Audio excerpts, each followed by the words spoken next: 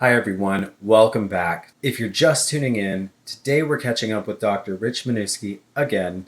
He is always a delightful guest. I'm happy to have him for a second time. And he is a doctor of chiropractic medicine. He's also a registered nurse, and he is a Reiki practitioner, as well as a student of the Barbara Brennan School of Healing. I love talking about energy work with someone that has not only a medical degree, but expertise in the field.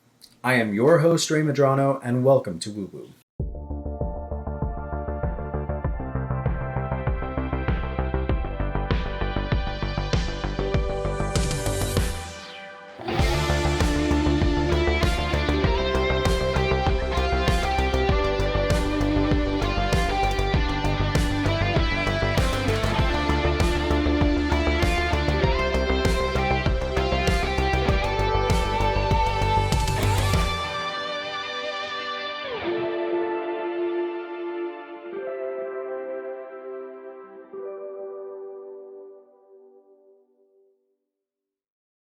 Welcome back, Dr. Rich Minuski. How are you?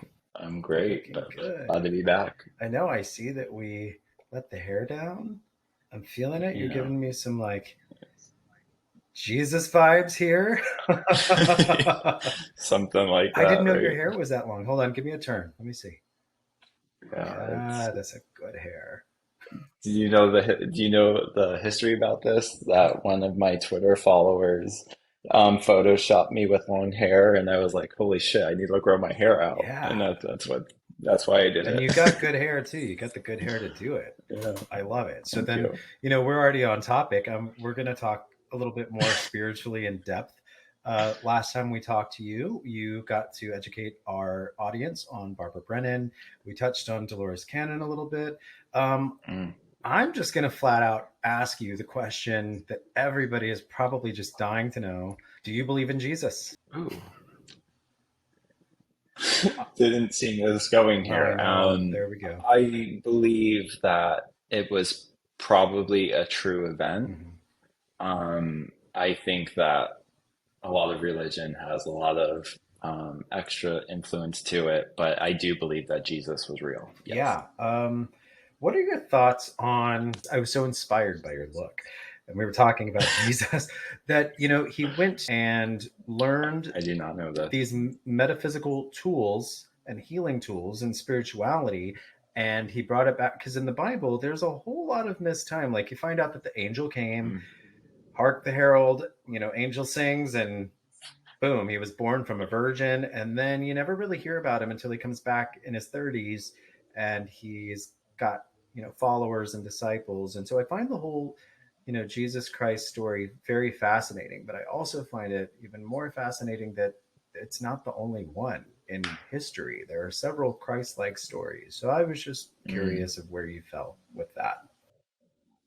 I definitely believe that individuals like Jesus exist and continue to exist for worldly purposes along the human journey. Would you say that you're religious at all?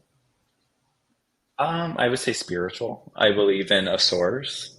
But I kind of hinted at, I do believe that a lot of religion lost what it was meant for. Yeah. And I also believe that there's so much overlap with a lot of major religions that we're kind of like all believing in the same thing anyway. Isn't that interesting? Yeah. I'm like, wait a second. I don't think any one is absolutely 100% correct. No. People just want to be right at all times. People want to be right at all times. Do you have siblings? I have a younger brother. How do you guys vibe?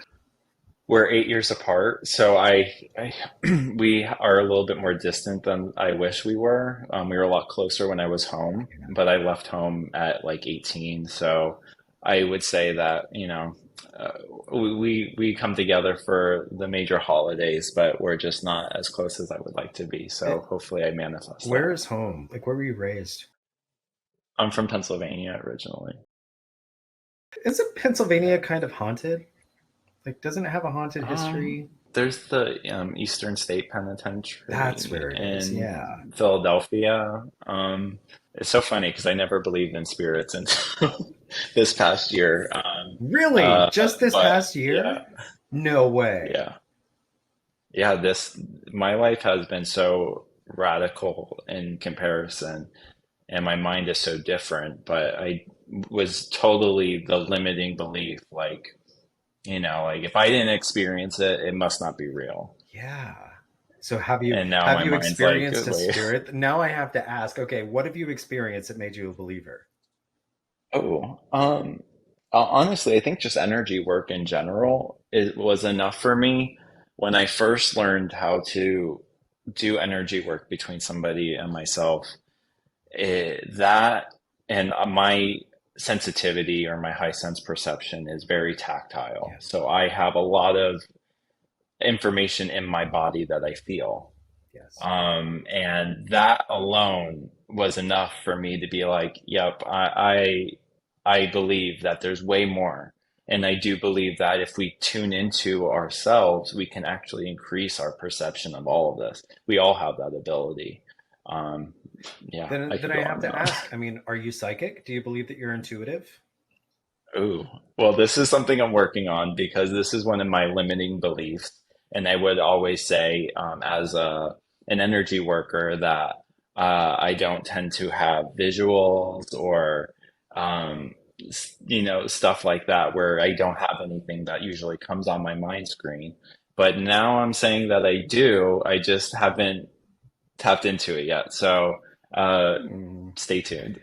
I could probably help you with that. Sign me up. I'm in. That's funny. I joke around with my partner that I have some spirit that's like mischievous. It likes to interrupt me when I'm filming because I've yet to have a podcast be like from start to finish. There, like earlier today when I was trying to get on with you, stuff was falling off a flat table, and I know, and like my soda fell off the table, and I was like, God, like, and then I realized I'm like, well, last time I filmed a podcast, the hairspray from my bathroom like flew off the counter. There's always some Wow. weird energy that happens when I get around to doing a podcast. I don't know why. I don't know what that is. Wow. And I was like, man, do we have like a poltergeist? That it only ever seems to be disruptive when I'm trying to do a podcast. The rest of the time, whatever. So I was just That's curious about interesting. that.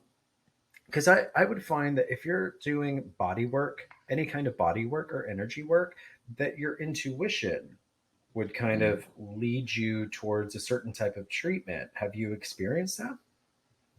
absolutely. Do you feel like that's more observation of your physical senses or your Ooh. intuition? Have you deciphered the difference yet? I think it actually has a lot to do with intuition. I think that our physical gives us some, information for our brain to process, but it's that guide intuitively when you listen to it. There's sometimes just decisions that you make that, cookie cutter, especially being a chiropractor, you can adjust somebody full spine and not pay attention to what they need Yeah. and just do it. But when you sit there and focus and really make it about the connection, you will adjust way different than whatever you're used to adjusting just because you're present. And that is the biggest difference. Yeah. You mentioned before that you don't really imbibe anymore. Do you feel like certain substances can alter or affect your ability to be psychic or like your energy or Ooh. your aura?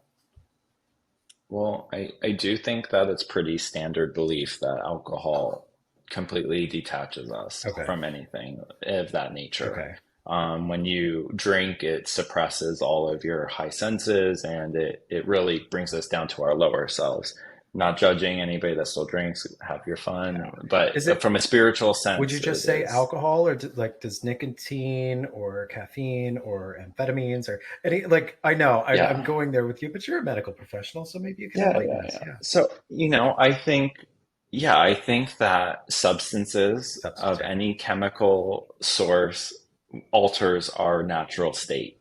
And a lot of spirituality is embodied in connecting with your homeostasis of where you're at in the moment. yeah, So even for myself, I am a huge coffee lover. And that is something that I go back and forth on, because it goes from enjoyment to, is this excessive? Yeah. Because it's like becomes a habit. So I think every substance should be always looked at, and how you use it. Are you abusing it? Is it a healthy relationship? Do you depend on it? It's all about how we use things, because we tend to use things to box ourselves into an environment that we want to stay in. Yeah. Take that for whatever. Yeah, no, because there's a lot of, not a lot, there are several tribes in South America that use chocolate, in rituals Hmm. and journeys and ceremony. Ooh. And I thought that was interesting too, because I'm like, okay, psychic, psychic connection. In class, I was taught that if you need to recharge psychic, any depletion in your pineal gland while it's active or whatnot, they always say eat chocolate or dark chocolate to kind of replenish or Oh, nourish that, which I, that's new for me. I did not know yeah, and that. I thought that was interesting because then I traced it back to, well, I didn't trace it, but it made me think of the different tribes that use chocolate kind of as their medicine, their Right. spiritual, their mojo. And some use plant medicine like ayahuasca, like peyote. I don't know how ceremonial psilocybin is. I need to do my Mm. research on that. I'm sure that I know there's a lot of hippies in California that love some shrooms, and it's been decriminalized in some places out here as well, Well, which is kind of that's fascinating. And awesome. I believe Yeah. I just saw a podcast. Dr. Andrew Huberman had interviewed a doctor, a professor, I believe UCLA, who was doing like clinical studies on psilocybin and like microdosing. And then I got halted by COVID, and I was really fascinated by that because I'm very curious about plant medicine. And it also, I mean, didn't most pharmaceuticals typically were extracted from plants at some point in their life? I mean, the source has to come from somewhere, Yeah, right? unless it's And completely a lot of, synthesized. right. So, yeah, I mean, I think that medicine has changed quite a bit to meet the demands of what it's turned into. But especially with all of these ceremonial plant medicines, it really comes down to their active ingredients and what they're trying to elicit too, because they all have different purposes from what I know, and I'm not an expert on plant medicine, but they all have specific, unique spiritual components to them, specific to the chemical derivatives that it elicits when you partake. Yeah. And do you feel like spirit itself is a molecule? Have you heard it? Have you Ooh, there? I mean, there are studies on dark matter now that are out there. I'm just so fascinated. okay. What do you think? Do you think spirit is a molecule, As in, it could be produced or created? or that it can be measured and it exists, Um, and we just haven't I caught up think to it yet? I think spirits are recycled, and Interesting. that we reincarnate to learn lessons for specifically for our spirit. Um, if yeah, I'm not Yeah, sure. that's I'm really not sure cool. how that. What led you to that Uh, that belief? yeah. So, it's a lot of what I've been exposed to in my spiritual journey. Dolores Cannon really captivated me because she really it speaks about it in such a way that resonates with me. But I truly believe that every human being has a personal task and a worldly task. And that every time we get incarnated into this physical manifestation, and this is why some people have past life memories, and some people may be more feminine in a male manifestation. I think it's because our souls keep experiencing new things. And that's what is familiar to us. And I think that if we learn what we're meant to learn in this lifetime, it opens us up to give to the rest of humanity. And that is the purpose of human beings. That's a very fascinating theory. Do you think that that plays a role in why we're seeing more transgender people now in this current time in Oof. existence? Yeah. So I also hope to not be offensive to anybody that is watching this.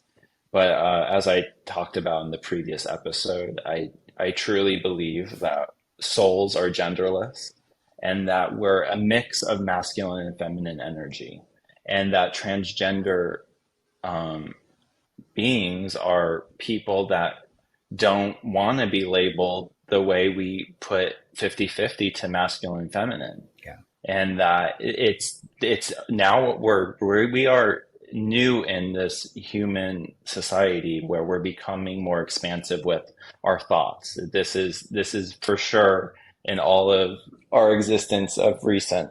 And when our minds expand and we can start to accept who we are, this is just at the forefront of what's going to happen, because now you have people really tapping into what they identify as. Yeah. And it all makes sense in my mind. So I don't know. Yeah.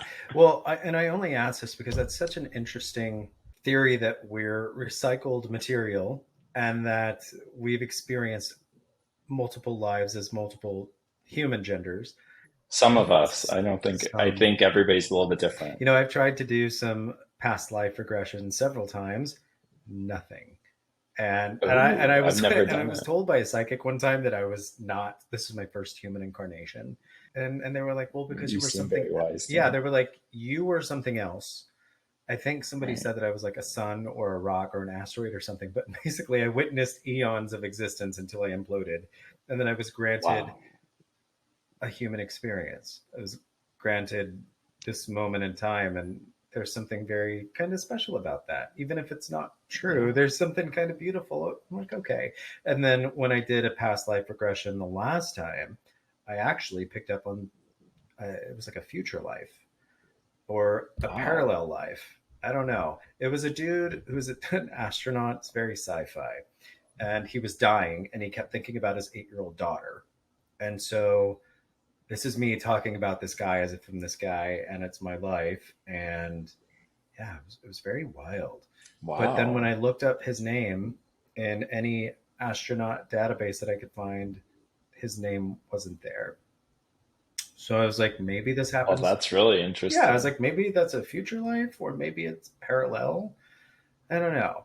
But, going back to the whole transgender topic, um, I recently heard a theory that transgender beings are the highest vibration being on our planet physically, and it made sense.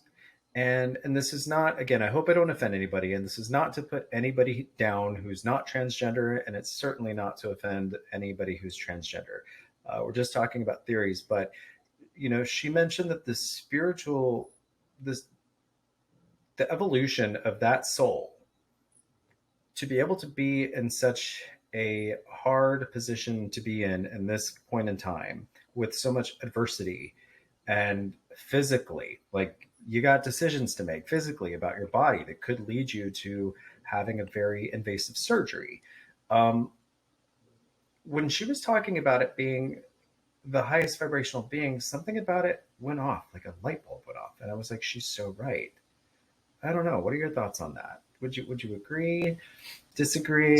So my brain went immediately to this clip that I saw of Dolores Cannon speaking Mhm. about how the world, the Earth itself, is changing its frequency, Yes. which is talked about quite a bit in the spiritual community. Yes.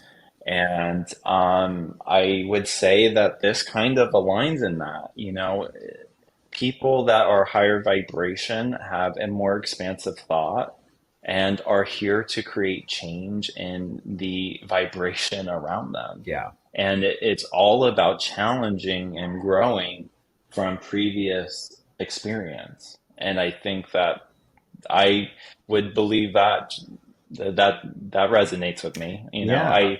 Yeah, I think that they have their own tasks here to be in this world at this time. Branching off of that and going into the shift of vibration in our time and our planet that we're experiencing right now, would you say that the virus and the pandemic played a part in that shift as well?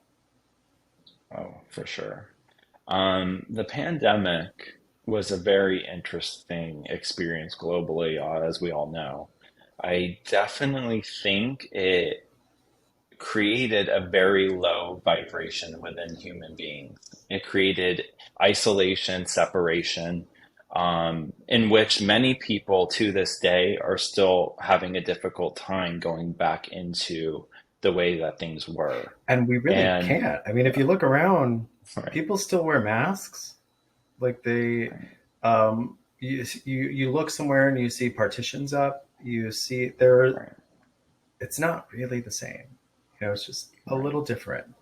My experience with the pandemic was a little bit different being a healthcare provider that wasn't mainstream medicine, but also turned away during a medical crisis when trying to volunteer. So to see how we chose to handle it, where we kept people in fear and didn't create unity to overcome such an obstacle, I think also contributed to a lot of things as well. Yeah. And every every side has to have a pendulum swing. So if we go very into the lower vibration, something's going to have to happen to bring us back into a higher. Cue my awakening. Cue your Yes. awakening. What are the odds? I know so many people in my life who are kind of having the same thing that's happening to you and I. Are you experiencing this Yeah. with your friends or are you solo? Ooh. Uh, I am. I definitely think that people are gravitating towards me the more I am open about my own journey. Yeah. And I think that you get 50-50. You repel as much as you attract Yeah. doing your own journey. But I would definitely say that there are people outside of my school that are interested in my journey because they're getting that little that sense that there's something in it that they relate to themselves, which is beautiful to even be a part of that. Absolutely. And so, for those of you guys who maybe are just tuning in and you didn't check out our last episode, you're a student of the Barbara Brennan Healing School, correct? Correct. And what modality so far that you see that they have laid out do you find yourself incorporating into your practice or how you work with people? So all of my energy work, I do Barbara Brennan's technique, which is the basic healing is the chelation. It's very similar to Reiki, but we are starting at the feet because we want to ground our patient, our client, and then we kind of work our way up all the chakra points, and then we close the healing at the end. That's like the baby version of what Barbara teaches. Okay. And that's a lot of the first year. I recently learned how to do a spinal clearing where you kind of remove stagnant emotional energy on the back Mm-hmm. and release it, which is really interesting too. But like I kind of mentioned in the first episode, a lot of what we learn is really about ourselves. Like it is really introspective. We write really long manuscripts kind of about our healing experiences because our shit is what comes up when we do a healing. Yes. So it's all about dissecting what's in your mind the whole time you're in this program. When you say your shit comes up in a healing, Right. uh, is there dialogue when you're working with somebody, or are you holding Ooh. hands? Are you physically touching Ooh. them? Can you share a little bit more about that? Yeah, sure. So chelation is hands-on, but we also learn how to do it virtually. So I do So both. you're I physically prefer touching hand. someone. Okay. Yes, yeah, you're touching their feet. We go up their lower extremities, and then we also will touch all of the chakra points. Okay. Do you use any And tools or what? is it just, I'm sorry, I know it's weird with the Oh lag yeah, too. please Yeah. ask. No, please ask. Yeah, so that is something that I am dabbling with now. We just learned in the past month or two how to incorporate sound. So we're playing around. I don't have this accessibility right now, as far as like sound bowls and tuning forks, but certainly believe in frequencies and the power of healing with that vibration. So I have been dabbling with extra things, and I use a lot of stones as well and gems of my my intuitive sense with that as I well. I love mix a that. little bit of everything. I love Yeah. that. That's really cool. So, are you having dialogue when you're working with this person? Because you talked about stuff coming up, and Mm. and I wonder, is this like interior dialogue happening, or is it something that you're talking with somebody and you're like, oh, that happened to me, that happened to you, well, this is why you're feeling this. Can you explain more about that? Oh, absolutely. So I'll just preface that I think a lot of the education is to help us get awareness of our internal dialogue because it is happening so often that we don't even really know it unless we're able to remove ourselves and actually watch what we're doing in a moment. Yes. So when we're doing healings, what happens is I could be at somebody's, let's say their sacral chakra. So I'm in their pelvis region, and then I feel a disconnect in my body. So I don't feel the energy going anymore. That disconnect is because something in my system is stopping. I'm not allowing my energy to flow Interesting. anymore. Okay. Right. Hmm. So then I have to sit there in that moment and ask what is going on and to get to really figure out what's going on, and then I reground myself and continue. But that is kind of the work that we do at the school. Okay, that's really cool. I Yeah, feel it's that. awesome. I vibe with that. Well, no, you said there's different modalities that you're going to grow into. How much longer do you have of your school? You said you just completed year one. I'm about to. The end of this month is my last week. So I'm finishing year one, and then the core program's 4 years. Okay. And then if you wanted to be what we call a Brennan integrated practitioner, which is a little bit more different, that's 7 years. Wow. And I got my eye on that too. I mean, have you explored the Monroe Institute at all? Or No, what? no, I don't know I the have history. zero clue. Boy, your life's about to change. Ooh, I feel a little kindred journey, you and I. ooh. But yeah, you should check out the Monroe Institute. I'm Um, gonna write it it's down, and I very, will. it's really cool because like I see Barbara Brennan and her school, and then I see Dolores Cannon's thing, and then I'm a huge fan of Dr. Joe Dispenza. He Me too. he was kind of the OG for me when I started my awakening, and kind of jolted me back into like, what am I doing? What am I doing with myself? Get your life together. And Right. and it started to with the podcast. I was listening to a podcast and they mentioned Joe Dispenza, and I read Joe's books, and then but that same podcast was like Brennan School and Dolores. Like I learned all of these really cool things that spun out of that podcast. That was kind of my big concern getting into Reiki.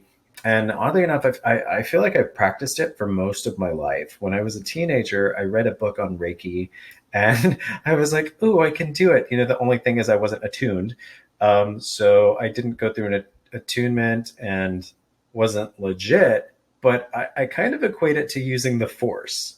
It's like you don't have to be a Jedi to tap into the Force. I feel like everybody kind of 100%. has that opportunity, and that's kind of where I go into like spirit being a molecule. Something is something that we cannot see is really like connecting us and pushing us. It's like waves constantly, and if somebody drops a boulder in the lake over there, it's going to ripple, and eventually I'm going to feel it. And that's how I feel with people's energy. And honestly, I gotta say, the lockdown for me as an empathic psychic intuitive who didn't really recognize that's what I was, being locked down really helped me understand what was mine and what was other Mm, people's. mm, It beautiful. was amazing because then that's when I kind of realized, wait a second, like I love working with people, but I need to be able to regulate my energy. Mm. I need to be able, That's what I had to learn. yeah. And, even when we were talking about having, I'm one of those people, I'm the worst business person. Like, I, when I was doing my crystal sales at my pop up or whatever, somebody buys something. I'm like, here, take this, have this incense, like, take this rock, take, whatever. And my partner's like, you're giving away all of your stuff. They just bought like one $10 crystal and now they've walked away with Right, like a right. pocket full of different stuff. He's like, you need to stop doing that. And I said, no, but my intuition's saying they could benefit from that. And one of the things That's that, beautiful. yeah, but I've also had to learn too, like, I have to be taken care of. I have a family to take, like, Mm, we have to take care of mm, ourselves. We have to be a full cup before we show up to fill up other people's cups. And that's it. and I always go back. One of my friends in my psychic mediumship class that I'm currently in, Thomas, if you're listening, thank you. He gave me this beautiful analogy about how the earth lives off of dharmic exchange and how it takes carbon dioxide that we put out into the air and it recycles it and generates oxygen, and in turn we take it back, and there's this beautiful exchange. And because he and I both studied shamanic modalities and practitionership, and I told him the same thing. Like, sometimes you just meet people and you really want to help them, and they might not have the means to do it. He was like, you still have to make sure there's an exchange, even if it's a hug or a thank you or them referring Mm, a friend or liking or retweeting or something. And it really, I feel like I need to pass this along to you. Make sure that you're filling your cup up, but also, mm. you know make sure that you're getting that exchange, because if it's give, give, give all the time, you're going to have a repercussion. It's going to happen. Like the pendulum swings, it's going to happen. So make sure you're taking care of yourself. I think that was my intuitive Ooh, side that's a life lesson for me for sure. kicking in. Yeah, that resonates. Yeah. How's your partner? So Yeah. is your partner on board with the spiritual side and the energetic healing as well? I would say much more now than when I first started. I think that this is more my journey at the moment, as much as I would love it to be a dual experience. Yeah. But I think everybody starts at the time when they're called to, and I don't want to play any superior being to start somebody's journey Isn't when they're that not so ready. hard? It is Yeah. so hard. Dude, you and I are so kindred with that.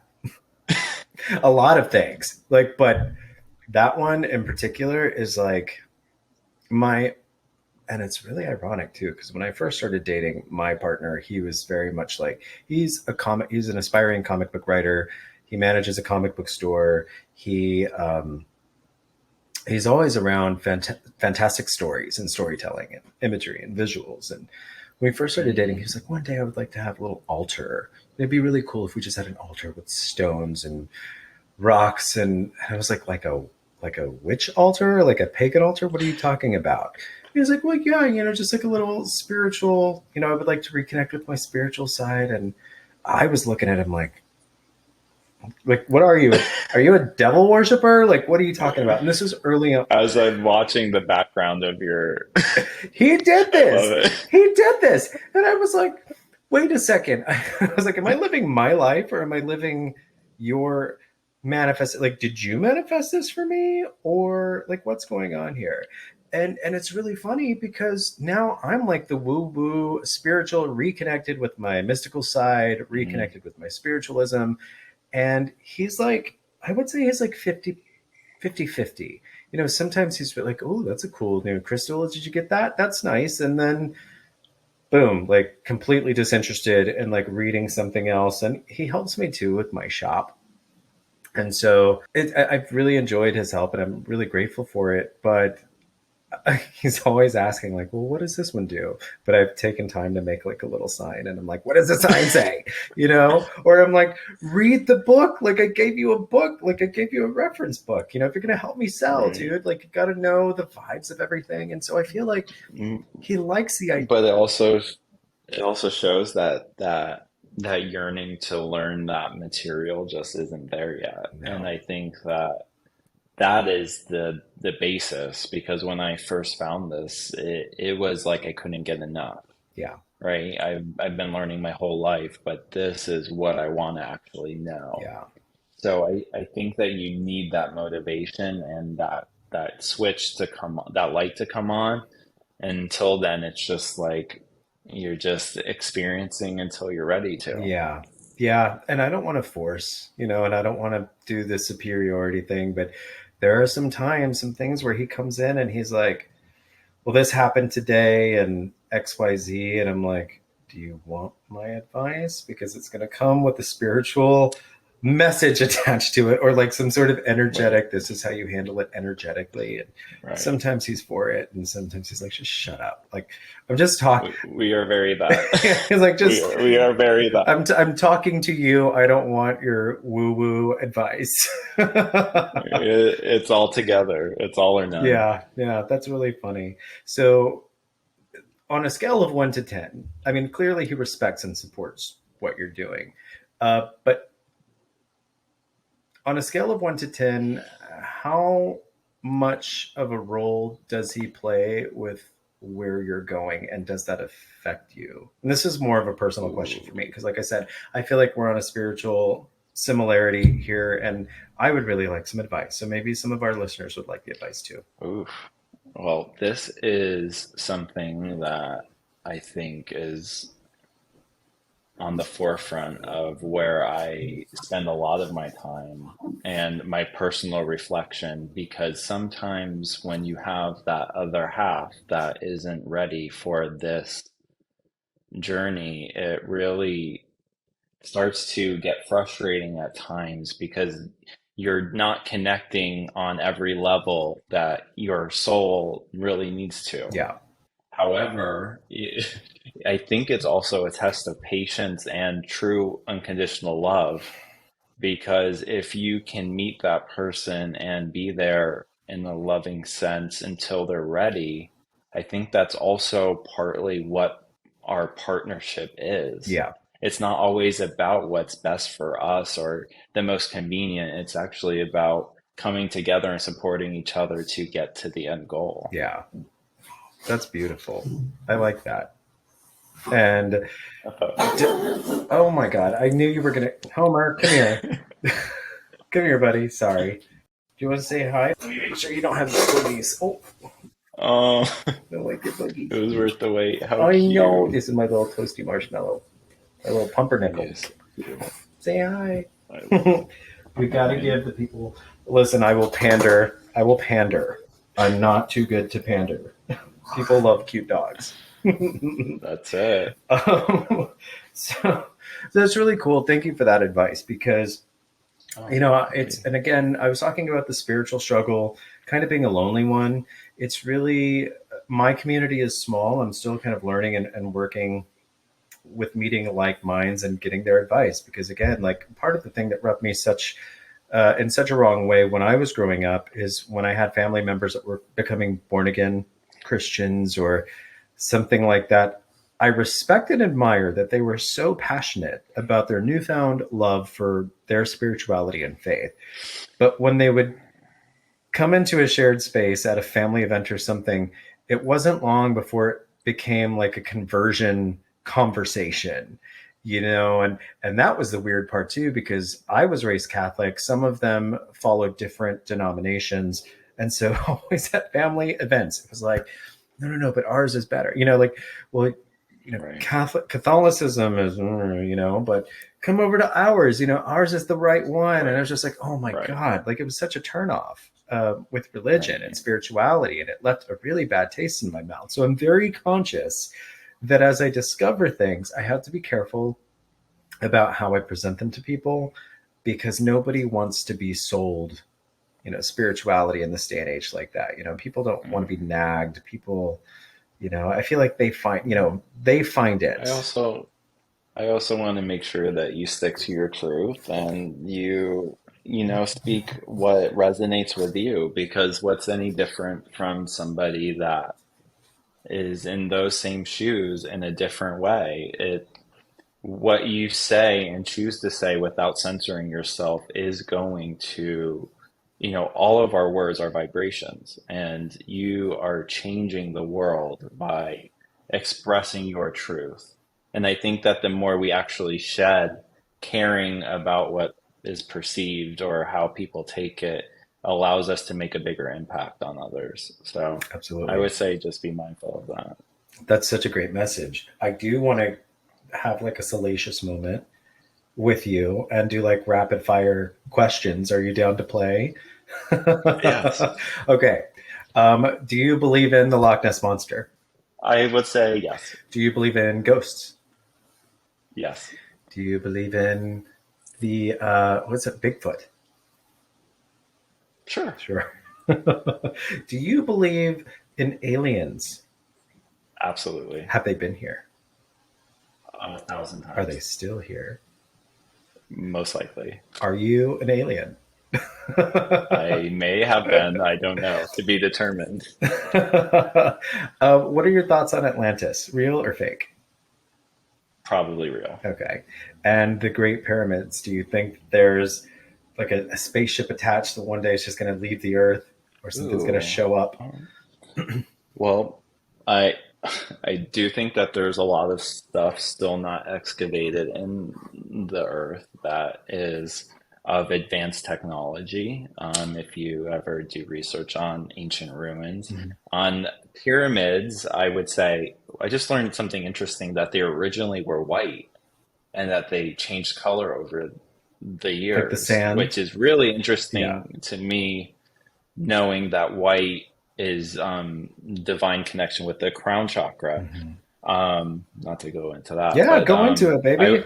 I, That's what we're here I would for. say most likely, we don't, we try to piece together things, and what you'll actually learn is that archaeologists are refusing to change things that are known to be not accurate Yeah. based off of historic education. So my mind is not limiting anything from being impossible. And my thing is, if somebody has witnessed or came up with the thought, it probably was something at one point. Yeah. Absolutely. I'm wondering, now you got me thinking, I'm like, were the pyramids the crown chakra of the Earth?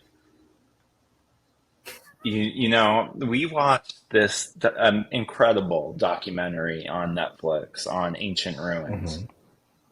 And there are so many scattered ruins that have been excavated that are in alignment with the North Star and teach agriculture based off of the Yeah. solstice of that, depending on the actual location of the place.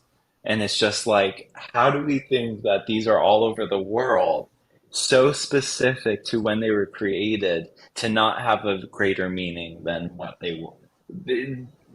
Pockets of humans would not have created similar things without guidance. That's really fascinating. But I could also challenge that and say that pockets of humans might have been tapping into a higher consciousness. A hundred percent. How, like now we have encyclopedias, we have Wi-Fi, we have the internet, we have all sorts of wonderful things that put us in touch with everybody. The World Wide Web. I mean, what if something like that existed in a much more esoteric, spiritual way? And again, my experience with the Akashic records, I don't know if you're familiar with that, but Oh, I that, have a book that I have not read yet on which it. one is it? Can you share? It's purple and gold. Wait, no, that's the color of it, or is that what it's called? No, that's the color Oh of my it. God. I mean, I could go get You're so it. funny. Yeah, actually, I'm curious. Can you Okay, go get I it? didn't read it yet, No, no, no. so That's okay. This is my own selfish request.